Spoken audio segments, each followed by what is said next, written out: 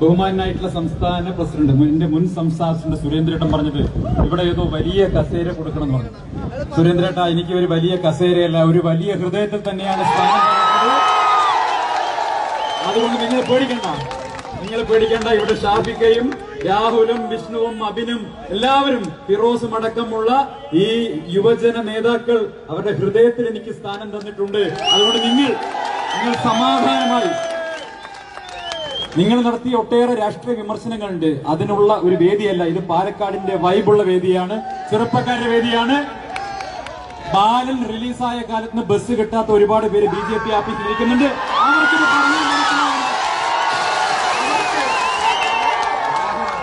അവർക്ക് ഈ വൈബ് പറഞ്ഞാൽ മനസ്സിലാവില്ല.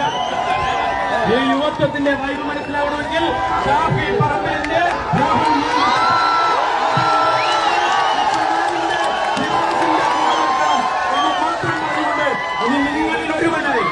നിങ്ങളിൽ ഒരുവനായി ഞാൻ ഉണ്ടാകും. ബാക്കി കാര്യങ്ങൾ പറയാണ്ട് ഏറ്റവും ട്രെയിലറെ